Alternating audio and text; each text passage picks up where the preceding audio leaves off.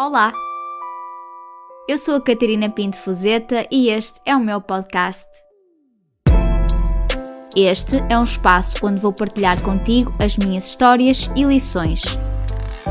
Vou trazer-te quem mais me inspira e mostrar-te todas as versões de mim. Esta sou eu. Seja muito bem-vindo.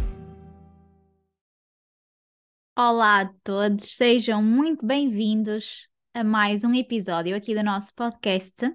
Estou muito contente porque hoje venho trazer-vos uma história minha pessoal que me aconteceu este ano e que sem dúvida foi uma história que me mudou muito a minha vida, a forma como eu encaro as coisas e essencialmente a forma como eu comecei a passar a aproveitar as coisas e os pequenos momentos da nossa vida, e sem dúvida que acho que é algo muito importante para partilhar com vocês, que eu deixei assim um bocadinho em aberto no meu Instagram, que eu também partilhei por lá quando aconteceu esta situação que eu vos vou contar, mas sem dúvida que aqui queria-vos contar a fundo como é que tudo aconteceu, puxar assim um bocadinho atrás para vocês também perceberem um bocadinho as minhas origens e contar-vos, como está aqui escrito no título deste episódio, como é que eu conseguia reconectar com a minha fé e como é que isto aconteceu. E foi totalmente sem eu procurar, sem eu querer, foi simplesmente a vida acontecer e eu venho contar-vos um bocadinho sobre isso. Para quem não sabe, eu comecei desde muito pequenina a estudar e a estar numa espécie de creche, digamos assim, um infantário, que era um colégio de freiras. Ou seja, eu sempre vivi muito ligada à igreja, a Deus e essa envolvência toda. A minha família sempre foi muito religiosa e eu. Como cresci num colégio de freiras, eu estive no colégio desde os meus 3 anos até que terminei a quarta classe na altura, e sempre estive ligada à religião. Nós tínhamos catequese no colégio e depois na escola, tínhamos a missa todas as semanas e como também éramos educados por bastantes freiras, acabávamos por estar muito ligados também à religião de uma forma ou de outra. Eu cresci sempre muito rodeada disso, eu adorava ir à missa, eu sabia todas as orações, os cânticos, gostava muito e sempre estive muito ligada.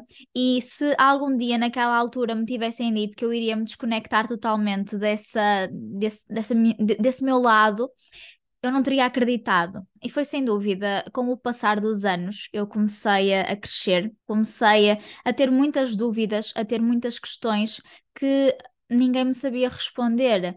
Eu questionava muito porque é que, se nós aprendíamos que Deus era tão bom e se Ele estava aqui para cuidar de nós, porque é que havia tantas crianças a morrer com doenças que não deveriam ser para crianças, porque é que havia tantas pessoas a morrer com fome, a viver em condições miseráveis, e eu questionava muito porque é que tudo isso acontecia. Eu não conseguia entender porque se Deus era tão bom, o que é que essas pessoas poderiam ter feito para não ter as mesmas regalias e o mesmo tipo de vida que eu tinha. A verdade é que eu não encontrava respostas porque ninguém as tinha. E depois, à medida também que fui crescendo, eu fui sempre muito ligada também à parte mais científica, tanto que eu depois escolho uma área científica para continuar a prosseguir os meus estudos. E quando entrei no meu curso da faculdade em medicina dentária, é um mundo muito científico e nós acabamos por estar sempre muito ligados a doenças muito raras, pessoas com muitos problemas. E eu comecei a questionar ainda mais, e cada vez que eu mais questionava, eu menos respostas tinha. Eu não conseguia compreender como é que eu tinha pessoas com 20 anos, com cancros na boca gravíssimos, ou problemas no estômago que iriam ser fatais. Eu não conseguia compreender onde é que estava essa misericórdia que tanto nós falávamos que Deus tinha. E eu via tantas coisas más, porque, para vocês terem uma ideia, nós durante os primeiros 2 anos nós temos muita muita teoria na parte médica, e nós vemos muitos casos de várias doenças. Nós acabamos por ser bombardeados constantemente com estas realidades, e eu fazia realmente muitas questões às quais eu não conseguia obter uma resposta. O tempo foi passando e eu comecei cada vez mais a afastar-me da religião. Comecei também a perceber que as pessoas não eram aquilo que demonstravam ser, que as pessoas eram más, que as pessoas iam para a igreja, iam para a missa, mas que faziam tanto mal depois às outras pessoas cá fora, que acabavam só por ser hipócritas, e isso para mim já não estava a funcionar. Eu acabava por me sentir um bocadinho desconectada com essa parte minha mais religiosa, porque toda a envolvência em si não me estava a fazer sentido. As coisas que eu via, perguntas sem resposta, pessoas más, e sem dúvida que me comecei a afastar muito da religião, ao ponto de quase dizer que já não acreditava nisto que tinha aprendido durante estes anos todos.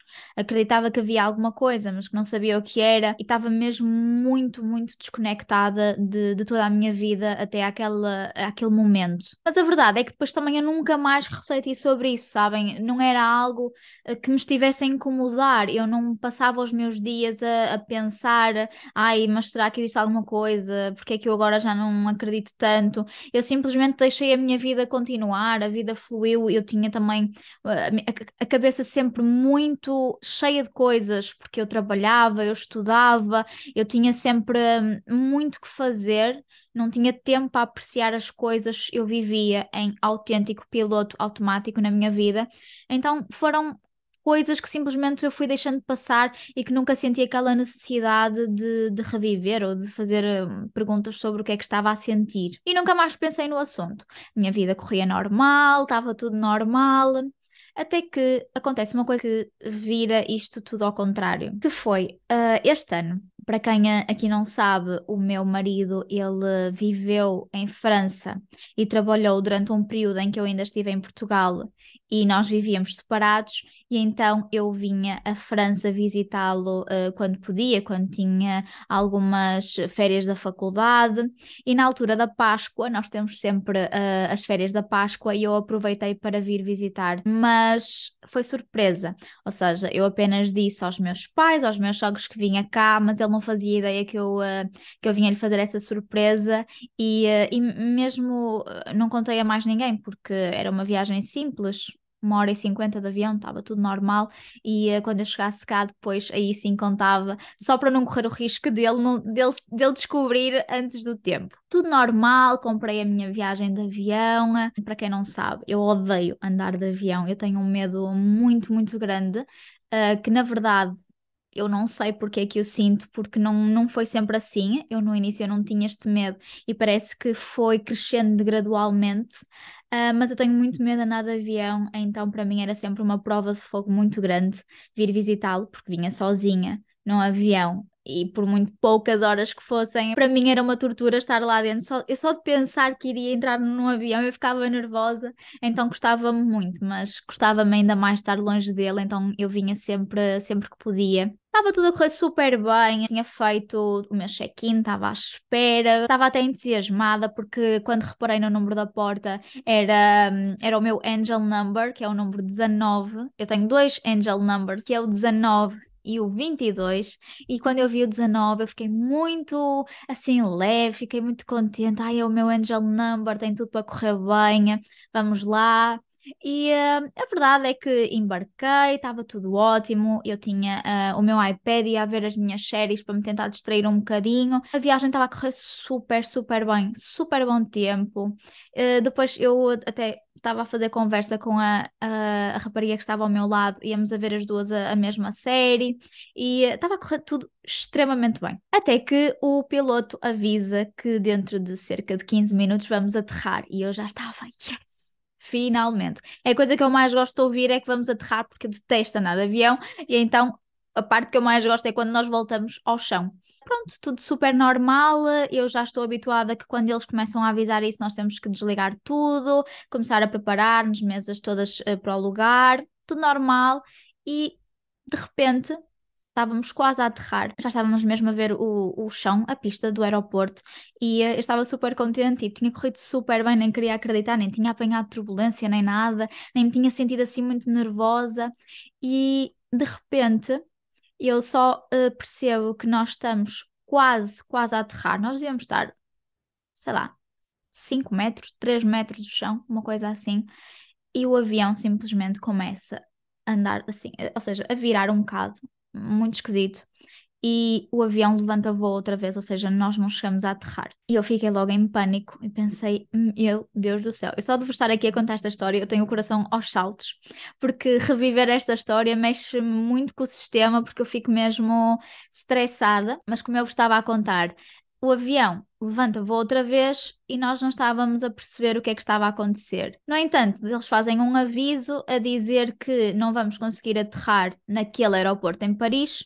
porque estava realmente muito vento e não estavam as condições estáveis para o avião aterrar. Mas queríamos tentar aterrar no outro aeroporto de Paris. E eu pensei, ok, não vamos aterrar aqui, vamos aterrar no outro aeroporto, tudo ok. Na verdade, até me dava mais jeito aterrar no aeroporto que eles iriam tentar, porque era mais central. Ok, pronto, fiquei um bocadinho assim nervosa, mas achava e eu que estava tudo normal. Até que estamos a chegar a esse aeroporto onde iríamos aterrar e acontece exatamente a mesma coisa.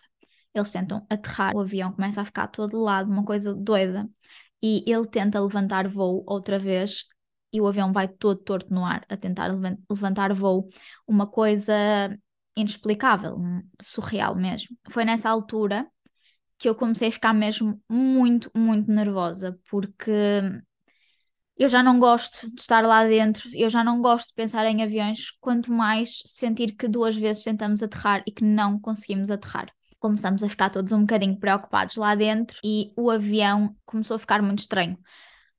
As hospedeiras começaram-se a sentar nos lugares delas e não saíam do sítio. O avião ficou todo sem luz e começou a abanar muito, mas uma coisa surreal. Eu nem vos consigo descrever porque aquilo não é turbulência. O avião começou mesmo a abanar muito. Nisto, começamos a ficar todos muito estressados, muito preocupados, porque é assim, a partir do momento em que as hospedeiras não se levantam, nós começamos a perceber que aquilo não era algo normal e que não estava tudo bem. E começamos todos a ficar muito aflitos. Eu já chorava porque eu já tenho, como eu vos contei, muito stress, então eu estava com muito medo mesmo. A rapariga aqui ao meu lado, muito também assustada, a chorar também, mas eu estava a tentar pensar que eu estava assim porque eu tinha medo, mas que estava tudo bem, era só mais uma situação em que eu estava-me a sentir assustada dentro do avião, mas que isso ia passar e que não ia acontecer nada. Até que de repente ouvimos o comandante a avisar no avião que não íamos conseguir aterrar naquele aeroporto e queríamos tentar um terceiro aeroporto em Paris, mas que as condições atmosféricas e meteorológicas não estavam muito favoráveis.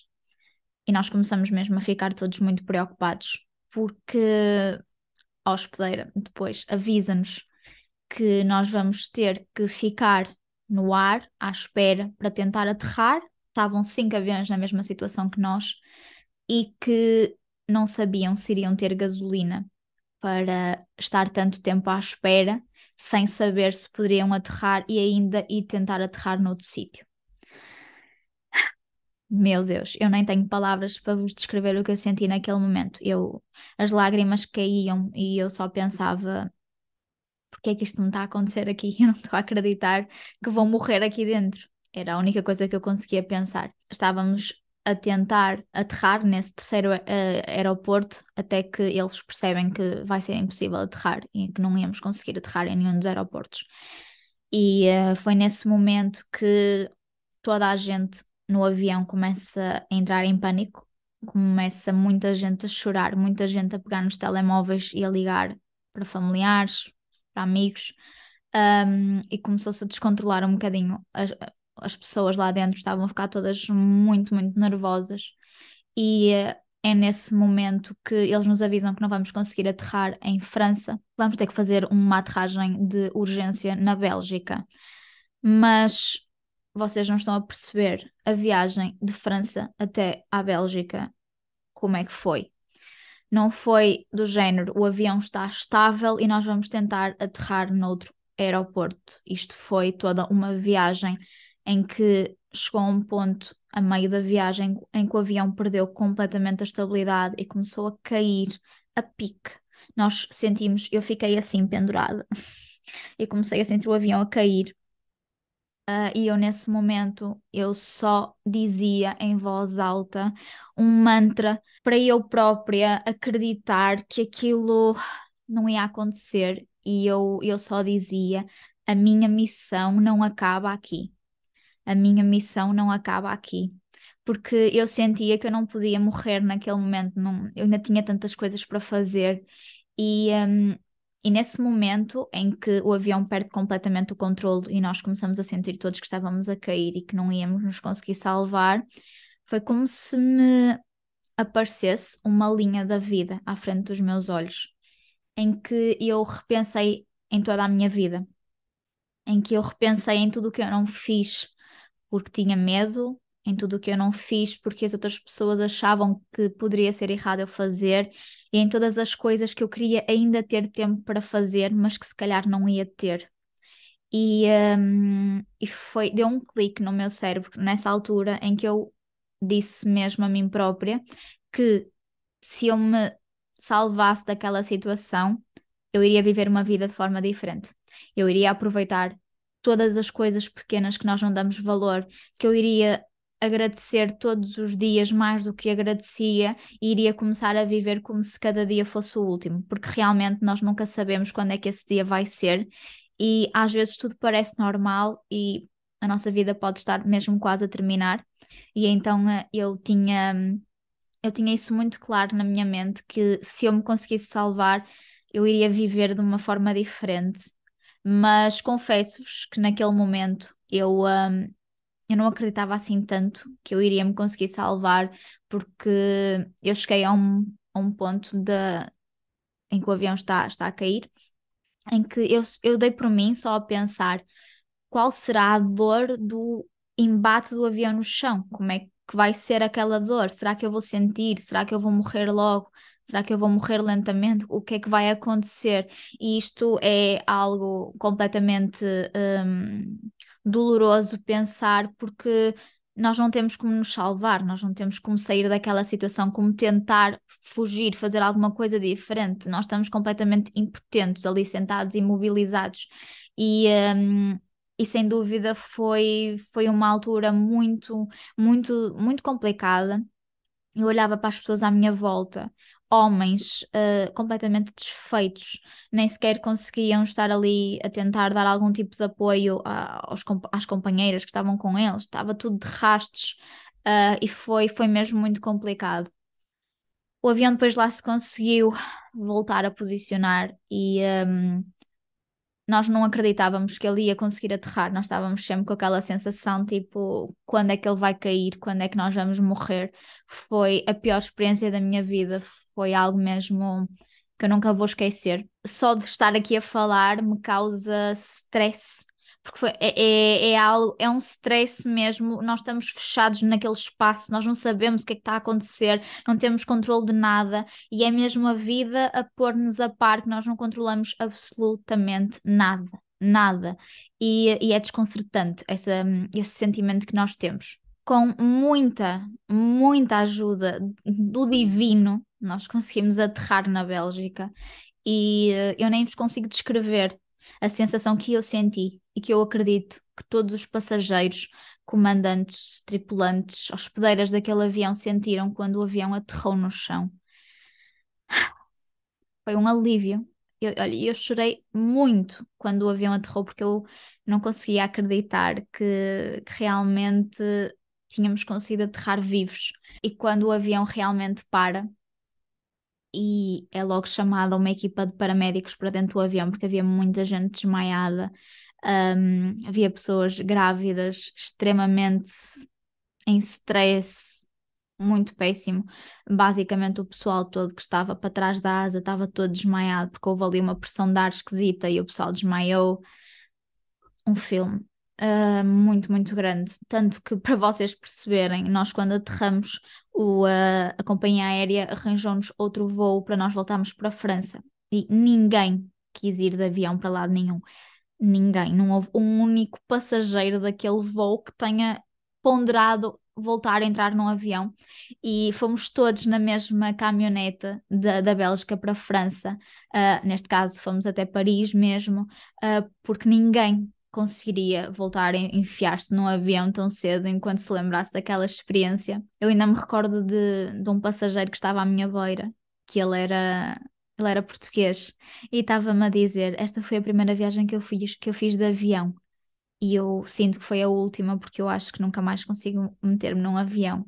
E eu percebia perfeitamente o que ele estava a sentir, porque eu só de imaginar que teria que voar novamente era muito complicado. Estávamos a voltar de caminhoneta e eu estava a olhar para lá para fora, a apreciar a paisagem, porque sinceramente eu não estava à espera de voltar a ver e a estar aqui viva desta forma.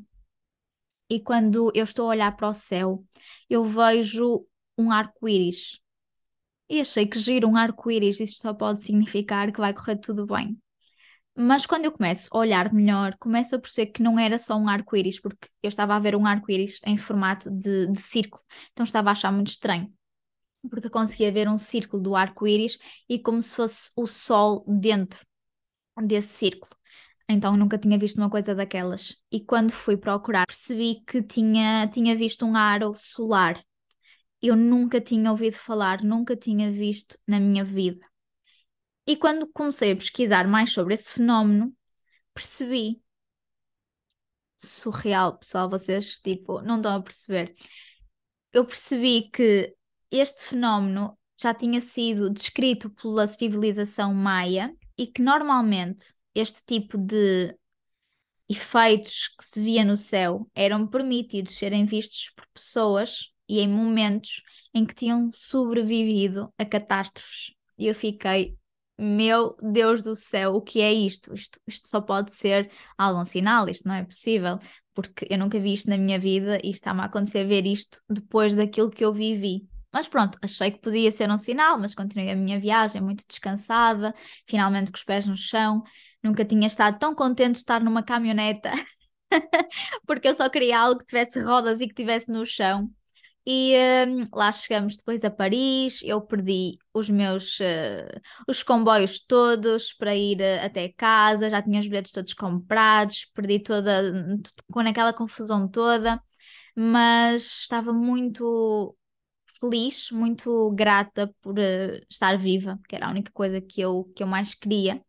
E pronto, lá fiz a minha viagem toda, cheguei a casa, surpreendi o Pedro, ele não estava nada à espera de me ver cá, e toda esta odisseia que aconteceu até eu cá chegar, que depois eu tive a contar-lhe. Mas pronto, aquilo ficou por ali, contei-lhe a história e depois os meus dias começaram a ser aproveitados de forma diferente.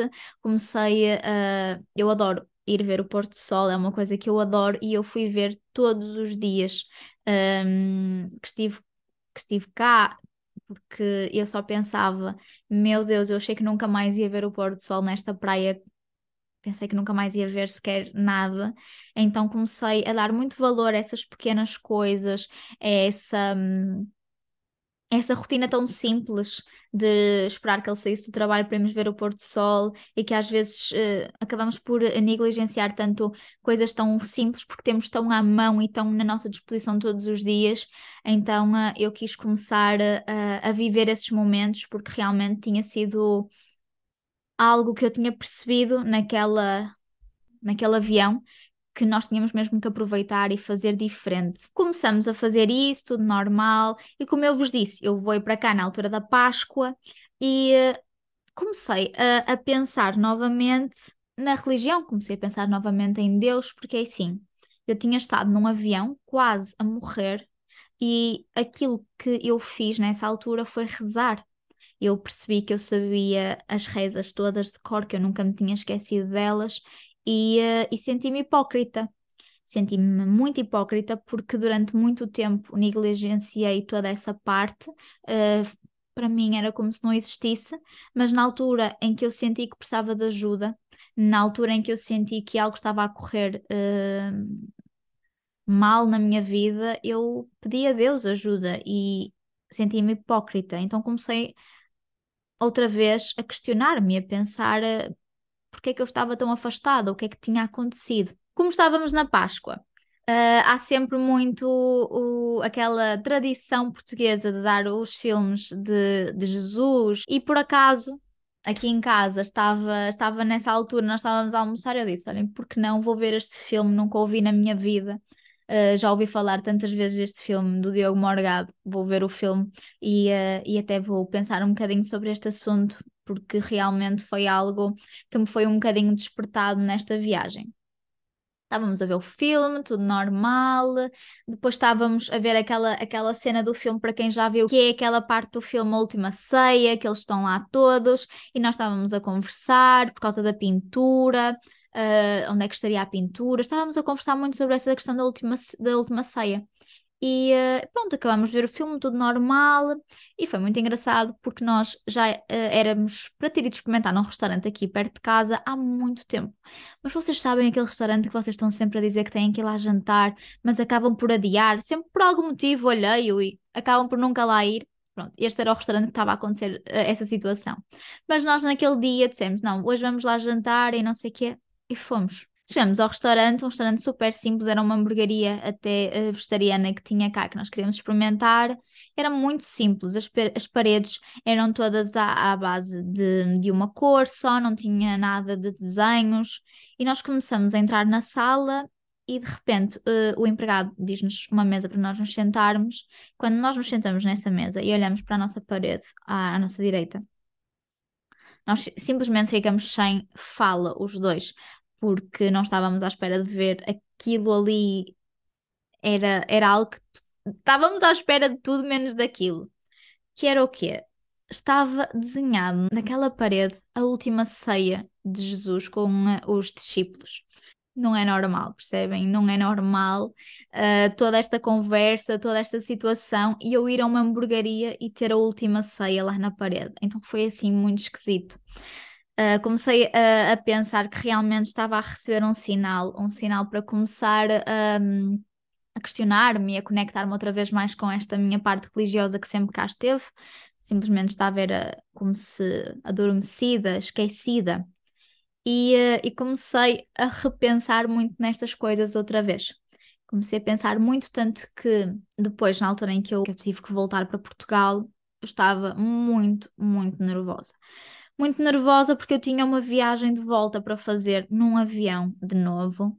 E confesso-vos que se esta situação poderia já ter sido traumática para alguém que gosta de andar de avião, para alguém que odeia, é impensável ter que me voltar a colocar num avião. E posso-vos dizer que eu, quando cheguei ao aeroporto, só de ouvir o avião a levantar, eu chorava à porta do aeroporto. Eu chorei tanto, eu fiquei sem ar de tanto chorar.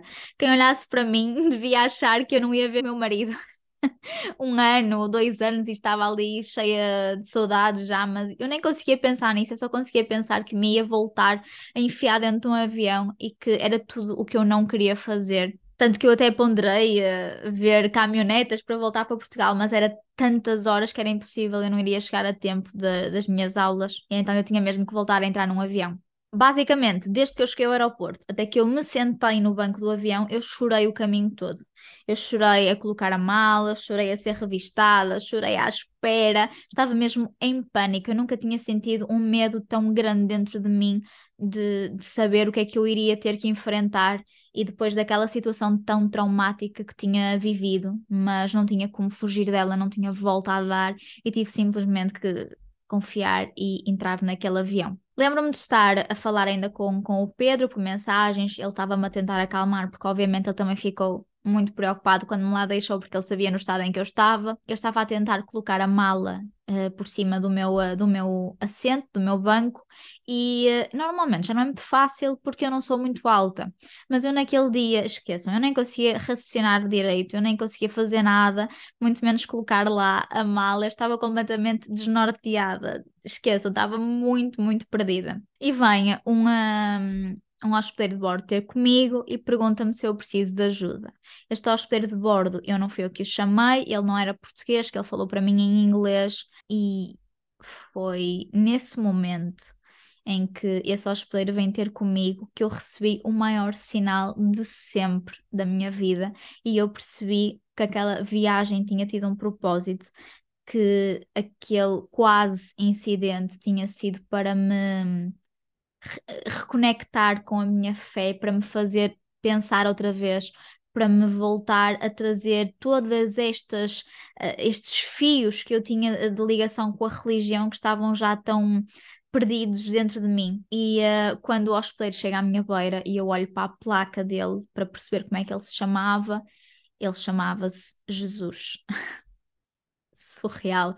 Eu não queria acreditar. Eu vou fazer um post no meu Instagram sobre este episódio em que eu vou deixar em carrossel as fotos da última ceia, do aro solar, do nome do hospedeiro, porque isto parece tudo tão surreal que eu tive que fotografar, porque eu só pensava, eu quando contar isto ao Pedro ou a alguém, ninguém vai acreditar em mim. Vão achar que eu estava tolinha. Mas digam-me, como é que é possível o hospedeiro vir ter comigo do nada e chamar-se Jesus? Não é normal. Nesse momento, eu mandei uma foto ao Pedro e ele disse-me uma coisa que eu nunca mais me vou esquecer, que ele disse-me assim: podes relaxar, porque não estás sozinha nessa viagem e tens aí a mensagem que tu precisavas. E eu realmente fiquei sem palavras a pensar em toda esta situação, toda esta história, o que é que estava a acontecer, e percebi que estava realmente a receber um sinal e que esta conexão que eu estava a voltar a sentir não estava a ser por acaso, nem, nem algo sem sentido, porque eu estava realmente a ser conduzida para que isso voltasse a acontecer.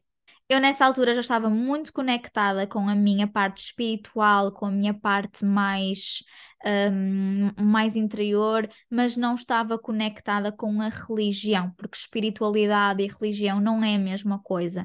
A espiritualidade somos nós, o que nós acreditamos, o que nós sentimos, e a religião é algo à parte, que nós podemos acreditar, podemos não acreditar, e não temos que ter todos a mesma religião para sermos seres espirituais na mesma. E então eu estava era desconectada dessa minha parte mais religiosa, e foi sem dúvida uma aprendizagem muito grande esta situação que me aconteceu, para eu poder repensar outra vez em todas as decisões da minha vida, em todos os momentos que eu realmente iria começar a aproveitar mais, em todas aquelas palavras que eu não iria deixar de dizer às pessoas que gosto, porque amanhã poderia voltar e dizer, porque eu não sei se amanhã posso voltar e dizer, eu não sei o que é que vai acontecer amanhã. E posso dizer que foi nesta viagem, com esta situação, que eu reconectei-me novamente a toda esta parte de Deus e das minhas convicções, da minha fé, e pude voltar realmente a preencher, digamos assim, um espaço que estava já em piloto automático tão grande, e a começar a poder saborear todas as coisas que nós já damos por garantidas na vida. Nós já damos por garantido a questão que vamos ao supermercado fazer as compras com a pessoa que gostamos, nós damos por garantido que logo vamos jantar, nós damos por garantido que o sol amanhã vai nascer outra vez e que eu vou poder ver. E isso não é garantido, nada está garantido na nossa vida. Por isso, eu quis vos contar esta minha história para que vocês também possam começar a aproveitar todos os pequenos momentos, aquelas coisas que vocês acham que podem fazer amanhã, façam hoje. Amanhã pode não haver tempo, amanhã podem não estar aqui para fazer. Aquela pessoa que vocês querem dizer que gostam, digam hoje, porque amanhã vocês ou ela podem não estar cá.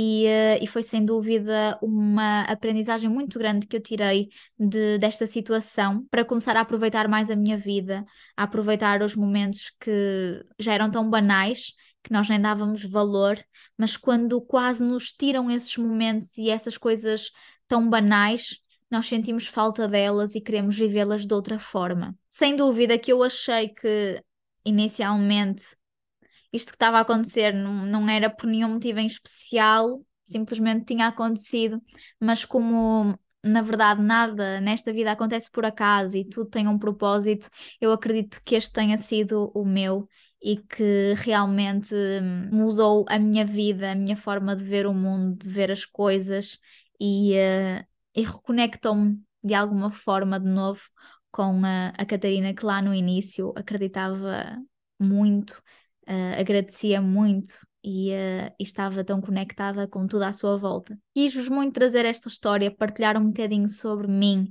sobre algo que eu nunca achei que iria viver e que espero nunca mais voltar a viver nada do género, porque já me chegou o susto e não preciso de experienciar outra vez a quase morte para dar valor realmente ao que tenho e ao que posso fazer. Por isso, quis muito partilhar com vocês. Espero muito que vocês tenham gostado de me ouvir. Se vocês tiverem alguma história, ou deste género, ou algo que tenha mudado a vossa vida, deixem nos comentários no meu Instagram, ou mandem-me mensagem. Quero muito saber, quero muito ouvir-vos, quero conhecer outras histórias, não me sentir às vezes tão sozinha nestas coisas que me acontecem. Hoje ficamos por aqui, foi o episódio 2 deste podcast. Espero muito que vocês tenham gostado, que possam estar aqui para os próximos episódios e aproveitem muito a vossa vida todos os dias. Obrigada por hoje teres escolhido ouvir-me. Se gostaste deste episódio, faz um screenshot, menciona-me e partilha no teu Instagram. Acede ao meu site www.catarinapintofuzeta.com, onde vais encontrar vários produtos e saber como trabalhar comigo. Podes também fazer parte da minha comunidade e seguir-me no meu Instagram, @CatarinaPintoFuzeta. Obrigada por me acompanharem e vemo-nos no próximo episódio.